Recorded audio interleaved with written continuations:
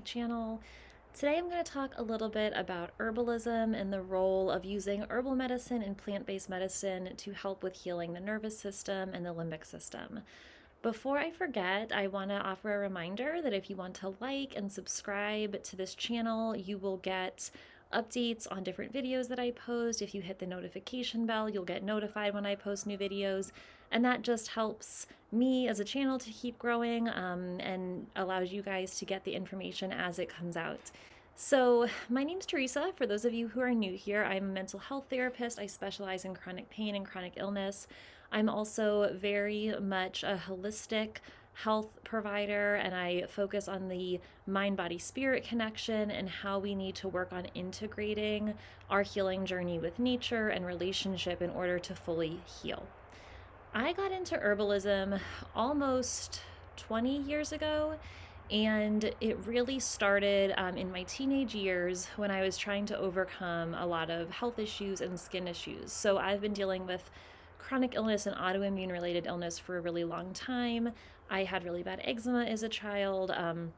Later found out I had Lyme disease and Epstein-Barr and just a lot of different things, and that's what kind of led me on this healing journey. Now, what's interesting about herbalism is I do want to note herbalism really is not meant to replace Western medicine, and even though you can definitely find books and herbalists who will treat herbal medicine kind of like Western medicine, that's not really the best way to approach it. So there are different people who will still look at what is your diagnosis and then what herbs are supposed to treat those symptoms and those diagnoses. And I guess in some ways you can find some success with that in small ways. So for an example, in our home, we don't really use Tylenol or Motrin, and we will replace that by using white willow bark. White willow bark has salicylic acid as its kind of main proprietary natural-based ingredient, and salicylic acid is what they use to create aspirin. So it can be used as a one-to-one replacement in certain instances. Different herbs can be used for that, just like with yarrow to reduce fevers or to stop bleeding. If you want to use that as a replacement for certain first aid, in some instances, yes, you can definitely replace what we would consider a treatment or medicine with an herbal counterpart and have some success. But the danger there is herbal medicine really isn't made to work that way, and it still keeps us stuck in that Western model of let's wait until we are so sick that the symptoms are right here in our face, and we need to immediately have a medicine to treat them in that instant. And while there are certain herbs that I believe are powerful enough that they can do that job, it's not the role of the herb, it's not the purpose of the herb, and it's not really the heart of what herbal medicine and plant medicine and our relationship with plants and holistic healing should be. So I do preface that because you definitely want to be working with a medical doctor if you have crisis type symptoms, if you have illnesses or diagnoses or symptoms that require ongoing medical treatment. Make sure you're working in conjunction with a doctor and a trained herbalist, because a lot of times they can look up are there interactions with the herbs that you're interested in taking with medications you may be on or different diagnoses you have. With all of that being said, if we can look at plant medicine and holistic healing from a more mind, body, spirit systems perspective, I think it can be super helpful along with our healing journey, and specifically when we're working on the nervous system and the limbic system. So in this realm of holistic healing, herbal medicine and plant medicine are really powerful allies that we have, that I love that they come directly from nature.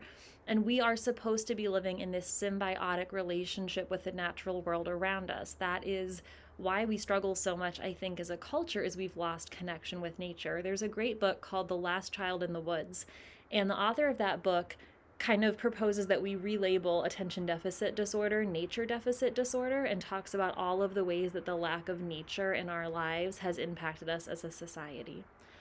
We want to restore balance with all of these intricate systems in our body before it reaches the level of illness. And we don't just see this in European and Western herbalism. We see it in Native American herbalism. We see it in traditional Chinese medicine, in Ayurvedic medicine from India. So, when we're working on finding balance among the elements, among the energies, among the systems in our body, we are coming from a place of let's keep our baseline somewhere that we are balanced and rested and healthy, and we don't get to that level of systems being so out of whack and so imbalanced that we start to have symptoms that progress to diagnoses. So, when we talk about how does this relate to brain retraining and limbic system healing, which I talk about a lot on this channel, the core really of our emotional regulation and our stress response is within our nervous system, which has a huge correlation with our brain health, with our ability to adapt to stress. And herbalism has a lot of tools that can help regulate those processes in our body. So, I want to talk a little bit first about the classifications of herbs in herbal medicine.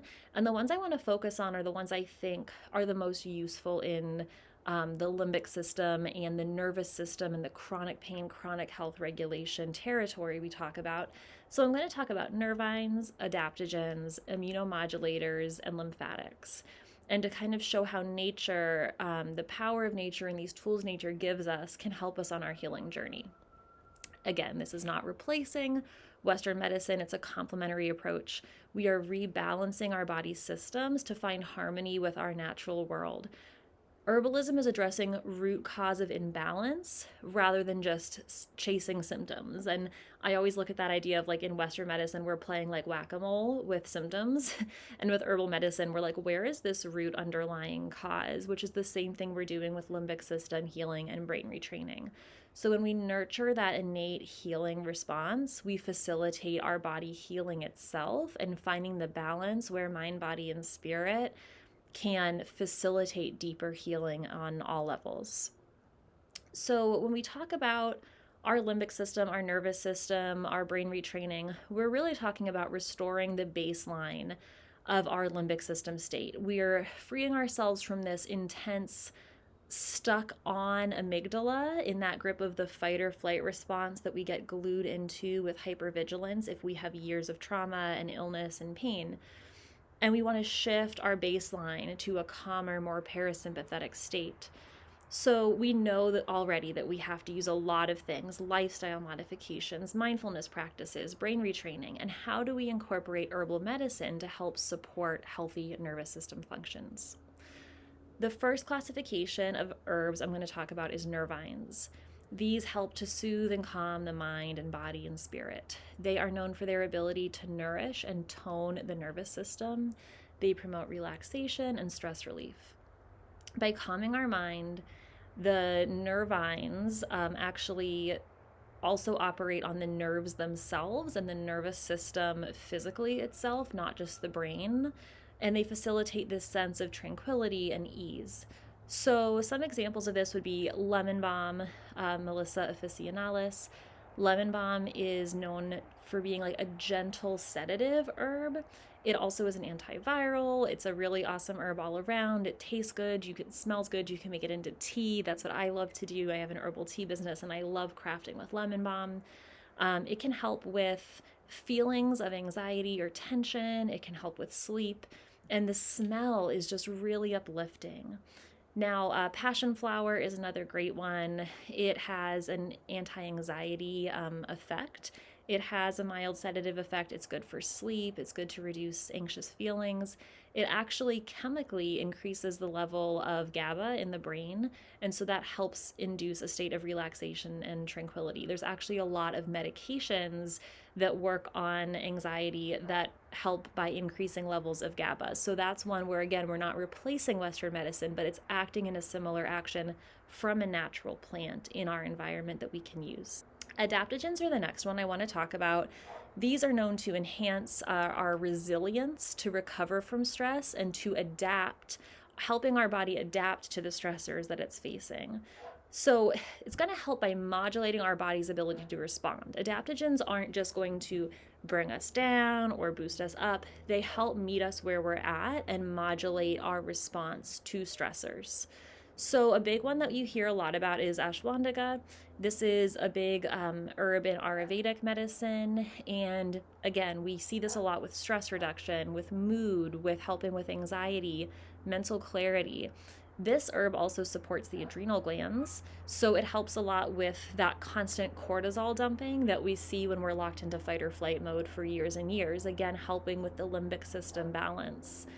Another one would be rhodiola. This is known for helping us increase our resilience, and it boosts our energy. Again, it helps with mood, and it adapts to stressors. Immunomodulators are the next classification that I think is helpful with limbic system healing. These are going to regulate our immune system response. They're going to help us create a sense of balance and harmony in our bodies.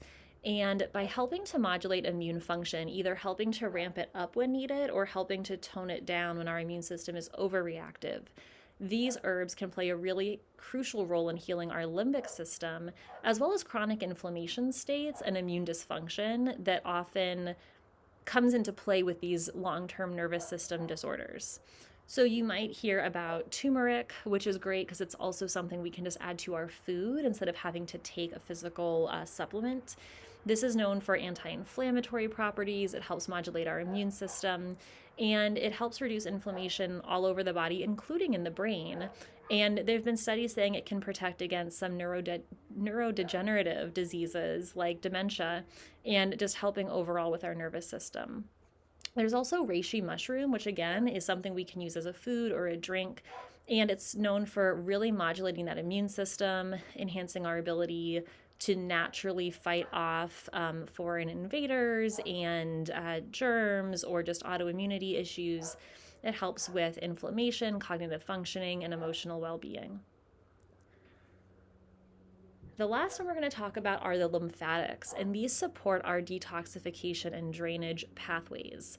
Our body's lymphatic system is responsible for getting rid of toxins in our system, and a lot of times when we are feeling unhealthy for years and we're feeling stagnant and we're not moving a lot, our lymphatic system is not working. We have to physically move to get that lymphatic system pumping, and our lymphatic system requires physical movement to help move that lymph along. And sometimes when it's been a while that we've not been able to do that, we need some support, whether that's a sauna, whether that's a rebounder, whether that's a massage, but some herbs can help too. So two that come to mind would be burdock root, which stimulates our lymphatic system. It helps promote elimination of toxins and metabolic waste from the body. It's also known to reduce inflammation and even support skin health. And then red clover, which in springtime you can find growing all over the place depending on where you're living. It's also known to help cleanse the lymphatic system. It removes the toxins and wastes from our body, or it assists in the removal of that with our lymphatic system. It helps supporting that lymphatic energy and flow, reducing inflammation, and again, just helping with nervous system disorders that sometimes can cause inflammation and toxicity. I also wanted to talk a little bit about how we include these into our lives. My favorite way of including them is handcrafting, like getting these actual herbs in their raw form, getting to know them, seeing if you can plant them. Lemon balm is super easy to plant just on a windowsill, and then you can learn to work with it. Red clover, as long as you're not spraying your yard with pesticides, you can kind of wild harvest clover from your yard depending on where you live, or you can plant it in planters. It's a really pretty plant. Burdock root, things like that you can buy in their raw form. Turmeric as well, and figure out how to use it to cook. You can use clover is an edible plant that you can put on salads or in smoothies, or for tea. You can use clover or lemon balm specifically to make tea. You can make turmeric and ginger tea with lemon, and that's going to help with lymphatic system and immune system. But if that's hard for you, I understand. And so I wanted to just mention, and I'm not sponsored by any of these products or anything like that. One of the easiest ways I found is to find actual pill forms, because for me, if I'm realizing that I want to take a bunch of different herbs, I will sometimes get the pill form, because then I can just say, okay, I'm going to take my burdock and my clover and my lemon balm and my St. John's wort, and then I can take them easier. Now, I know that is, again, we don't want to jump too much into that Western mindset of here's a pill to fix our problem, but sometimes it's just the convenience that's going to win out. And I would rather be able to still take my herbal regimen, even when I'm traveling or I'm busy, than not take it at all. The other company I found that I actually really like, and again, I'm not sponsored at all, but this is amazing for my daughter. It's called Wild and Organic, and they make gummy forms of a lot of herbs that are really awesome. And this is amazing for kids or even for adults that don't like to swallow pills.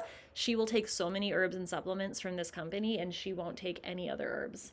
And I also love to support local herbalists. I actually have an herbal tea business, but I wanted to support this business that I found on Etsy, and they make different homemade herbal teas.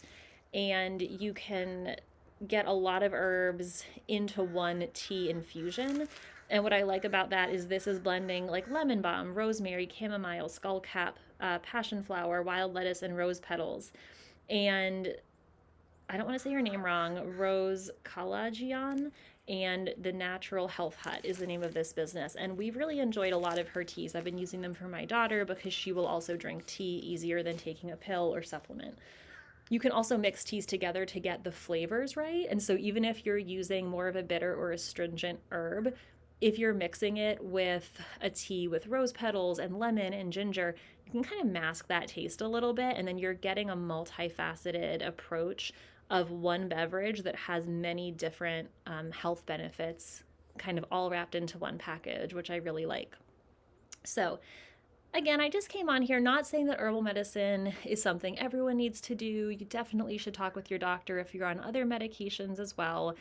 Herbs also can be a very strong, powerful medicine, so we have to recognize that some herbs can have side effects just like medications can. Maybe not quite as powerful or strong, but in some cases, especially depending on your health, of course, they can be that strong. So just making sure that you are doing this in conjunction with whatever other medical treatment you're currently going through. For example, like St. John's wort literally operates the way that a monoamine oxidase inhibitor antidepressant would operate. So a lot of the same side effects apply, and you would never want to mix St. John's wort with already taking an antidepressant medication, or you could end up with serotonin syndrome, the same way that if you mixed 2 or 3 antidepressants together, you could end up with serotonin syndrome.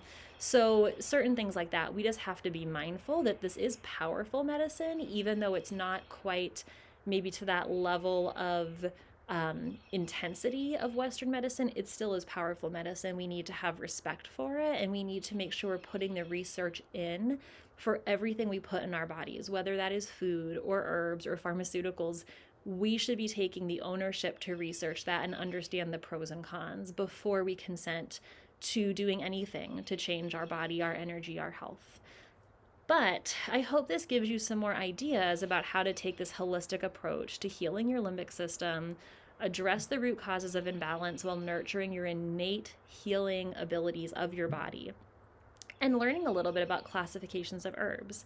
So again, nervines, tonics, adaptogens, immunomodulators, lymphatics, these are all things that I think are really powerful for healing our limbic system, our nervous system, regulating our stress response, helping with chronic illness, chronic pain, chronic inflammation states, and supporting our nervous system function, our ability to respond to anxiety, to stress, to sleep issues, helping with emotional balance, helping with overall well-being.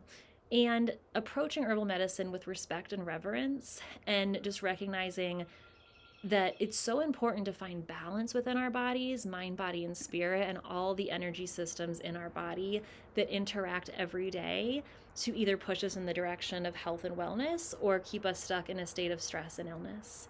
I hope this was informative and helpful. I hope you guys have an amazing day full of healing, and I will talk to all of you super soon.